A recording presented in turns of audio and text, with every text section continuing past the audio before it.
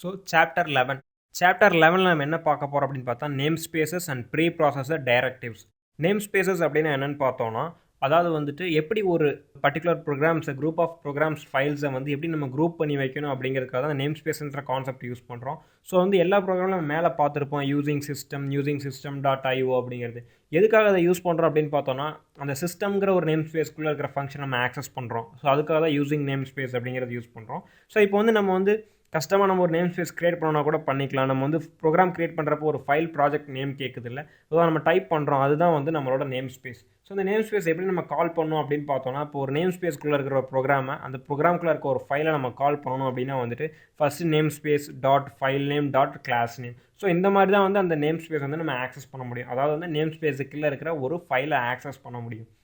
So mostly எதுக்காக அந்த name space use பண்ணுறாங்க அப்படின்னு பார்த்தா, எல்லாத்தையும் குரூப் பண்ணி வைக்கணும் அப்படிங்கிறதுக்காக. ஸோ ஃபார் ஐடென்டிஃபிகேஷன் இப்போ வந்து ஒரு 20 செட் ஆஃப் ப்ரோக்ராம்ஸ் எப்படி இருக்குன்னு பார்த்தா, 10 செட் ஆஃப் ப்ரோக்ராம்ஸ் வந்து ஒரு மொபைல் அப்ளிகேஷனுக்காக, 20 செட் ஆஃப் ப்ரோக்ராம்ஸ் வந்துட்டு கம்ப்யூட்டர் அப்ளிகேஷன், இந்த மாதிரி டிஃப்ரெண்ட் அப்ளிகேஷனுக்காக டெவலப் பண்ணுறதுனால அதை செட் ஆஃப் பிரித்து வச்சுக்கிறாங்க. ஃபார் எக்ஸாம்பிள் இப்போ நம்மளே வந்து நம்ம எக்ஸாம்பிள் ப்ரோக்ராம்ஸ் ரன் பண்ணுறப்போ வந்துட்டு எந்தெந்த கான்செப்ட்டுக்கு தேவையான மாதிரி தனித்தனி ப்ராஜெக்ட்ஸ் க்ரியேட் பண்ணோம். ஸோ வந்து ஒன்று பார்த்தோன்னா வந்துட்டு operator overload demo, interfaces demo, இந்த மாதிரி loops demo, decision making demo, இந்த மாதிரி டிஃப்ரெண்ட் டைப் ஆஃப் டெமோக்கு வந்து நம்ம தனித்தனி ப்ராஜெக்ட் கிரியேட் பண்ணுவோம். ஸோ இந்த தனித்தனி ப்ராஜெக்ட்ஸ் எல்லாமே வந்துட்டு வேறு நேம் ஸ்பேசஸ் கீழே தான் வரும். ஸோ இது எப்படி நம்ம இம்போர்ட் பண்ணுவோம்னு பார்த்தோம்னா, நம்ம கொடுத்த அந்த ஃபைல் நேம், அந்த நேம் ஸ்பேஸ் நேம் வச்சு அதுக்கப்புறம் அந்த கிளாஸ் நேம் வந்து ஆக்சஸ் பண்ணி அதுக்கப்புறம் தான் அதோட ஃபைல்ஸை வந்து நம்ம ஆக்சஸ் பண்ணுவோம். ஸோ நெக்ஸ்ட் வந்து preprocessor directives. Preprocessor directives அப்படியே என்னென்னு பார்த்தோன்னா வந்து முன்னாடியே சில கான்ஸ்டன்ட் வேல்யூஸ், நம்ம கான்ஸ்ட் அப்படிங்கிற கீவேர்டு பார்த்தோம்ல, ஸோ அதே மாதிரி முன்னாடியே சில கான்ஸ்டண்ட்டாக ஒரு வேல்யூ ஃபிக்ஸ் பண்ணி வைக்கிறதுக்காக தான் அந்த ப்ரீ ப்ராசஸர் டைரக்டிவ்ஸ் யூஸ் பண்ணுறோம். ஸோ ஆஸ் யூஷுவலாக நம்ம சியில் யூஸ் பண்ண மாதிரி தான். இப்போ பைங்கிறதுக்கு வந்து 3.14 அப்படிங்கிற வேல்யூ வந்து கான்ஸ்டன்ட். ஸோ இதை சேஞ்ச் பண்ணக்கூடாது அப்படிங்கிறதுக்காக ஸோ ப்ரீ ப்ராசஸ் டைரக்டிவ்ஸில் வந்துட்டு ஆஷ் சிம்பிள் யூஸ் பண்ணி நம்ம வந்து இந்த பைக்கான வேல்யூ நம்ம செட் பண்ணிக்கலாம். ஃபார் எக்ஸாம்பிள் வந்து ஆஷ் அப்படின்னு கொடுத்து ஆஷ்க்கு அப்புறம் வந்துட்டு அதுக்கப்புறம் டிஃபைன் அப்படின்ற ஒரு கீவேர்டு கொடுத்தோம் அப்படின்னா வந்து நம்ம புதுசாக ஒரு வேல்யூ டிஃபைன் பண்ண போகிறோம்னு அர்த்தம். So hash define pi equal to 3.14 அப்படின்னு நம்ம கொடுத்தோம் அப்படின்னு பார்த்தோம்னா, ஸோ பைங்கிற அந்த கீவேர்டை யூஸ் பண்ணி பை அப்படிங்கிற அந்த வேரியபிள் நேமை யூஸ் பண்ணி நம்ம 3.14 எங்கேருந்து வேணால் ஆக்சஸ் பண்ணிக்கலாம். ஸோ மோஸ்ட்லி இதுக்காக தான் வந்து இந்த ப்ரீ ப்ராசஸ் டைரக்டிவ்ஸ் யூஸ் பண்ணுறாங்க. தென் வந்து ப்ரீ ப்ராசஸ் டைரக்டிவ்ஸ்லேயே வந்து நம்ம இஃப் கண்டிஷன் எழுதிக்கலாம், இல்லை இஃப் எல்ஸ் கண்டிஷன் எழுதிக்கலாம், இல்லை எரர், ஸோ லைன், இந்த மாதிரி நிறையா ப்ரீ ப்ராசஸ் டைரக்டிவ்ஸ் இருக்குது. ஸோ இதெல்லாம் எதுக்காக யூஸ் பண்ணுறாங்க அப்படின்னு பார்த்தா, அசம்பிளி லெவலில் வந்துட்டு ப்ரோக்ராம்ஸ் வந்து ரிப்பீட்டடாக சில டேட்டாஸ் எடுத்துக்கணும் அப்படிங்கிறதுக்காக தான் வந்துட்டு இந்த ப்ரீ ப்ராசஸ் டைரக்டிவ் வச்சுக்கிறோம். இதனால் எதுக்காக அப்படின்னு பார்த்தா, ப்ரோக்ராமோட ரன் டைம் வந்து ரொம்ப குயிக்காக இருக்கும் அப்படிங்கிறதுனால. ஃபார் எக்ஸாம்பிள் இப்போ வந்து அந்த பை இஸ் ஈக்குவல் டு 3.14ங்கிறது வந்து நம்ம நார்மல் ப்ரோக்ராமில் வந்துட்டு ஒரு டபுள் வேல்யூ கிரியேட் பண்ணி அதுக்கு ஒரு பைன்னு சொல்லி அசைன் பண்ணி அதை கான்ஸ்டன்ட்டாக சேஞ்ச் பண்ணி அதுக்கு 3.14 அப்படின்னு ஒரு வேல்யூ அசைன் பண்ணுறதுக்கு பதிலாக டேரெக்டாக அந்த ப்ரீ ப்ராசஸ் டைரக்டிவ்ஸ்லேயே வந்துட்டு hash define pi equal to 3.14 அப்படின்னு கொடுத்துட்டோம் அப்படின்னு பார்த்தோம்னா நமக்கு வந்து எடுக்கிற டேட்டா வந்து ரொம்ப ஈஸியாக இருக்கும். ஸோ அதனால தான் இந்த ப்ரீ ப்ராசஸ் டைரக்டிவ்ஸ் நம்ம யூஸ் பண்ணுறோம். ஸோ இந்த namespaces and preprocess directives வந்து எப்படி ஒர்க் பண்ணுறது அப்படிங்கிறத இந்த சாப்டர் எக்ஸாம்பிள்ஸ் நம்ம பார்க்கலாம். ஸோ நம்ம நியூ ப்ராஜெக்ட் க்ரியேட் பண்ணிக்கோம். ஸோ இந்த இடத்துல இதான் வந்து நம்ம நேம் ஸ்பேஸ், இதனால ஞாபகம் வச்சுக்கோம். ஸோ நெக்ஸ்ட் வந்து இந்த நேம் ஸ்பேஸ் வந்து எப்படி வேற ஒரு கிளாஸ் வழியாக நம்ம ஆக்சஸ் பண்ணுறது அப்படிங்கிறத இப்போ பார்க்கலாம். ஸோ ஃபஸ்ட்டு நியூ அப்படின்னு கொடுத்து நியூ ப்ராஜெக்ட்டில் வந்துட்டு ஒரு நேம் ஸ்பேஸ் வந்து நம்ம இதான் வந்து நம்ம அந்த ப்ராஜெக்டோட நேமு. ஸோ இந்த இடத்துல வந்து நேம் ஸ்பேஸ் டெமோ அப்படின்னு கொடுத்து நம்ம ஒரு ப்ராஜெக்ட் நம்ம க்ரியேட் பண்ணுறோம். ஸோ இந்த இடத்துல பார்த்தா நேம் ஸ்பேஸ் டெமோ அப்படிங்கிறது இந்த இடத்துல வந்துடுச்சு. ஸோ இப்போ வந்துட்டு இன்னொரு ப்ராஜெக்ட் நம்ம ஓப்பன் பண்ணலாம். ஃபைல் ஓப்பன் அப்படின்னு கொடுத்து ஸோ ஓப்பன் ப்ராஜெக்ட் அப்படிங்கிறது கொடுத்தோம் அப்படின்னா வந்துட்டு இந்த இடத்துல வந்து ஊப்ஸ் டெமோ அப்படிங்கிற ஒரு ப்ராஜெக்டை ஓப்பன் பண்ணலாம். ஸோ நம்ம வந்து 2 ப்ராஜெக்ட்ஸ் நம்ம இப்போ ஓப்பன் பண்ணியிருக்கோம். ஸோ இந்த இடத்துல வந்து ஊப்ஸ் டெமோ அப்படின்ற ஒரு ப்ராஜெக்ட் நம்ம ஓப்பன் பண்ணியிருக்கோம். ஸோ வந்து இதில் வந்து ஊப்ஸ் ப்ராஜெக்ட்டில் வந்துட்டு இங்கே இருக்க வெஹிக்கிள் அப்படி இல்லைனா வந்துட்டு இங்கே வந்து பப்ளிக் இந்த வெஹிக்கிள் அப்படிங்கிற கிளாஸை வந்து நம்ம எப்படி ஆக்சஸ் பண்ணுறோம் அப்படிங்கிறத பார்க்கலாம். ஸோ அகைன் நம்ம வந்து நேம் ஸ்பேஸ் டெமோங்கிற ப்ராஜெக்ட்டுக்கு நம்ம ஸ்விட்ச் ஓவர் பண்ணலாம். ஸோ நேம் ஸ்பேஸ் டெமோக்கு போயிட்டோம். ஸோ நேம் ஸ்பேஸ் டெமோவில் வந்துட்டு எப்படி வந்து இங்கே வந்து அந்த வெஹிக்கிளோட பிரிண்ட் அப்படிங்கிறத நம்ம இங்கே எப்படி ஆக்சஸ் பண்ண போகிறோம் அப்படிங்கிறத இப்போ பார்க்கலாம். ஸோ அதுக்கு முன்னாடி வந்து நேம் ஸ்பேஸ் மென்ஷன் பண்ணணும். ஸோ ஊப்ஸ் டெமோ அப்படிங்கிறது தான் வந்து நம்ம நேம் ஸ்பேஸ். ஸோ அதுக்கு முன்னாடி வந்து நேம் ஸ்பேஸ் எப்போவுமே மறக்கக்கூடாது. மேலே வந்து அந்த யூஸிங்கில் மென்ஷன் பண்ணணும். ஸோ யூஸிங் நேம் ஸ்பேஸ், அதாவது வந்து நேம் ஸ்பேஸ் நேம் யூஸ் பண்ணால் தான் வந்து அது வந்து நமக்கு இம்போர்ட் ஆகும். ஸோ வந்து ஊப்ஸ் டெமோ அப்படிங்கிற அந்த நேம் ஸ்பேஸ் வந்து நம்ம இந்த இடத்துல இம்போர்ட் பண்ண போகிறோம். ஸோ வந்து யூஸிங்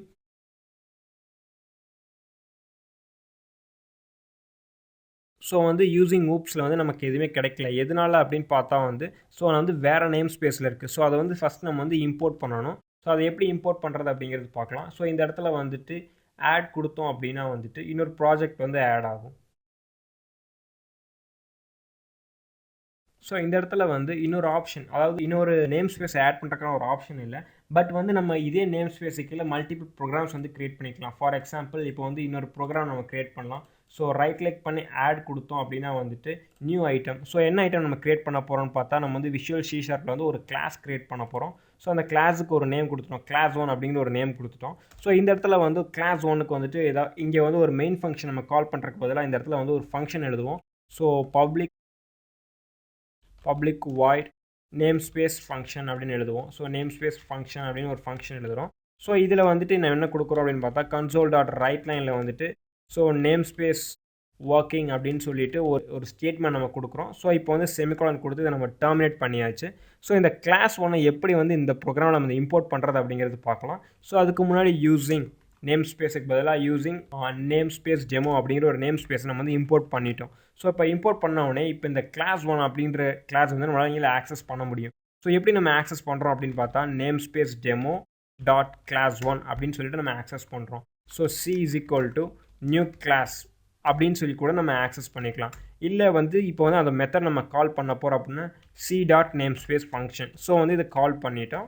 ஸோ அகைன் வந்து இடத்துல வந்து console.readline போட்டு நம்ம பிரிண்ட் ஸ்க்ரீன் வந்து வெயிட் பண்ண வைக்க போகிறோம். ஸோ ரீட் கீ நம்ம கொடுத்தாச்சு.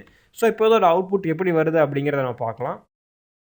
So name space is working. அதாவது வந்துட்டு இன்னொரு நேம் ஸ்பேஸ், வேற ஒரு ப்ரோக்ராம் வந்து இன்னொரு சேம் நேம் ஸ்பேஸில் இருந்தது அப்படின்னா அதை வந்து எப்படி ஆக்சஸ் பண்ணுறது அப்படிங்கிறது பார்த்தோம்.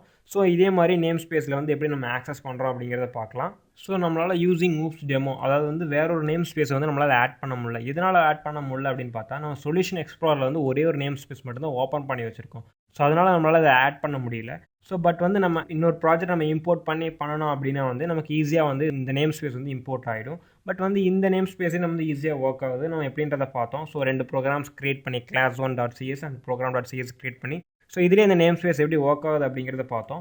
ஸோ நெக்ஸ்ட் வந்து ப்ரீ ப்ராசஸ் டைரக்டிவ்ஸ் வந்து எப்படி ஒர்க் ஆகுது அப்படிங்கிறத பார்க்கலாம். ஸோ அதுக்கு முன்னாடி ப்ரீ ப்ராசஸ் டைரக்டிவ்ஸ் எங்கே பார்த்துருக்கோம் அப்படின்னு பார்த்தா, நம்ம C ப்ரோக்ராமில் வந்து அதிகமாக பார்த்துருக்கலாம். C ப்ரோக்ராமில் எப்படி பார்த்துருக்கோம்னு பார்த்தா, நான் வந்து ஈஸியாக ஹெடர் ஃபைலில் வந்துட்டு நம்ம நிறைய டேட்டா ஸ்ட்ரக்சர் ப்ரோக்ராம் எழுதுறப்ப பார்த்துருப்போம். in, endif, if, define அந்த மாதிரிலாம் பார்த்துருப்போம். define pi is equal to 3.14 இந்த கான்செப்ட்ஸ் அதிகமாக யூஸ் பண்ணியிருப்போம். டேட்டா ஸ்ட்ரக்சர்ஸில் அப்புறம் வந்துட்டு start is equal to 0, end is equal to 1 அப்படின்னு கொடுத்துருப்போம். அப்புறம் define max வேல்யூன்னு கொடுத்துருப்போம். ஸோ இது எல்லாமே வந்து ஒரு ப்ரீ ப்ராசஸ் டைரக்டிவ்ஸ் தான். ஸோ இதை எப்படி நம்ம யூஸ் பண்ண போகிறோம் அப்படிங்கிறத நம்ம வந்து பார்க்கலாம். ஸோ இந்த இடத்துல வந்து நம்ம எப்படி ப்ரீ ப்ராசஸ் டைரக்டிவ்ஸ் இப்போ வந்து define pi அப்படிங்கிறத நம்ம டிஃபைன் பண்ண போகிறோம் அப்படின்னு பார்த்தா, ஸோ இந்த யூசிங்க்கு மேலே வந்துட்டு define அப்படின்னு நம்ம கொடுத்தோம் அப்படின்னா வந்துட்டு so define pi equal to 3.14 அப்படின்னு நம்ம டிஃபைன் பண்ணுறோம்.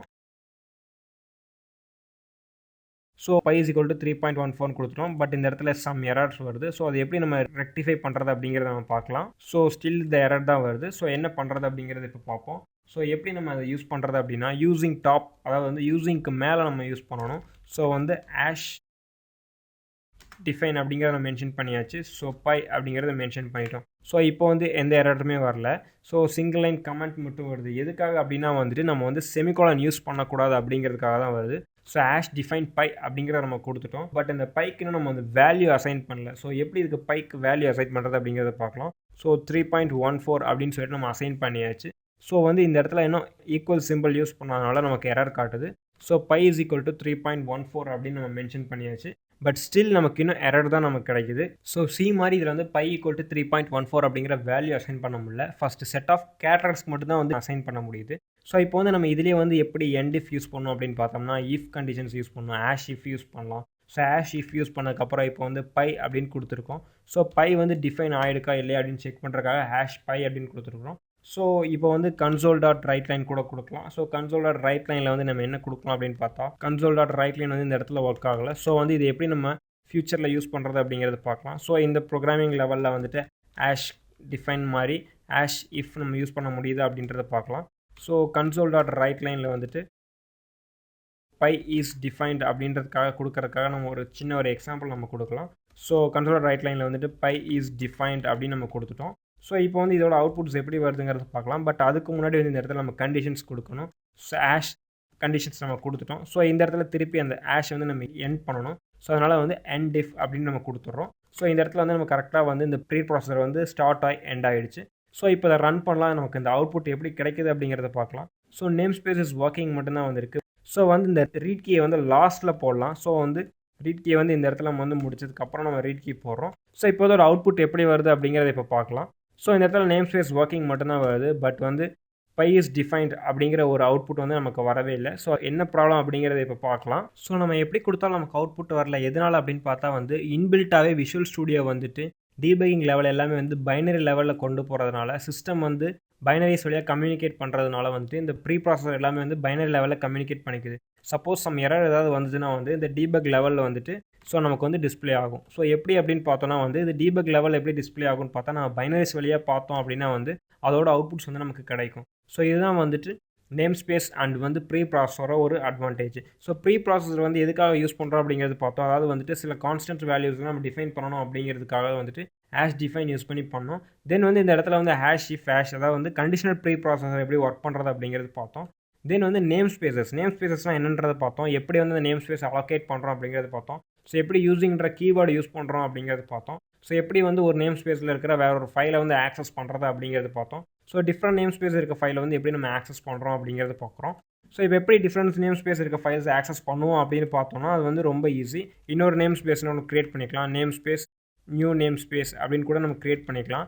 ஸோ இதில் வந்துட்டு நம்ம ஒரு கிளாஸ் க்ரியேட் பண்ணுறோம் அப்படின்னா வந்துட்டு ஸோ கிளாஸ் 2 அப்படின்ற ஒரு கிளாஸ் நம்ம க்ரியேட் பண்ணுறோம் அப்படின்னா வந்துட்டு ஸோ இந்த கிளாஸ் எப்படி நம்ம ஆக்சஸ் பண்ணுவோம் அப்படின்னு பார்த்தா இந்த இடத்துல மேலே வந்துட்டு யூஸிங் நியூ நேம் ஸ்பேஸ் அப்படிங்கிற ஒரு நேம் ஸ்பேஸ் வரும். அப்படி இல்லைனா வந்துட்டு new name space dot demo அப்படிங்கிறதுக்குள்ளே நம்ம யூஸ் பண்ணி இன்னொரு நியூ நேம் ஸ்பேஸ் இப்படி நம்ம இம்போர்ட் பண்ணிக்கலாம். ஸோ இது இம்போர்ட் பண்ணதுக்கப்புறம் இந்த கிளாஸில் வந்துட்டு நம்ம எப்படி இம்போர்ட் பண்ண போகிறோம் அப்படின்னு பார்த்தா namespace demo dot new name space அப்படின்னு கொடுத்து அதுக்கப்புறம் அந்த கிளாஸ் நேம் கொடுத்தோம் அப்படின்னு பார்த்தோம்னா ஸோ இந்த இடத்துல வந்து நம்ம ஈஸியாக அந்த கிளாஸ் நம்ம ஆக்சஸ் பண்ணிக்கலாம். ஸோ இதான் வந்து ரொம்ப ஈஸியாக நம்ம ஆக்சஸ் பண்ணுறதுக்கான ஒரு மெத்தட். ஸோ வந்து டிஃப்ரெண்ட் நேம் ஸ்பேஸும் நம்மளால் ஆக்சஸ் பண்ண முடியும். ஸோ தென் வந்துட்டு நம்ம ப்ரீ ப்ராசஸர் ஆல்சோ பார்த்தோம். ஸோ நெக்ஸ்ட் சாப்டரில் வந்துட்டு நம்ம வந்து C# வந்து எப்படி எக்ஸெப்ஷன் ஹேண்டில் பண்ணுறாங்க, எப்படி ஃபைல் இன்புட் அண்ட் அவுட்புட் பார்க்குறாங்க அப்படிங்கிறத பார்க்க போகிறோம். தேங்க்யூ.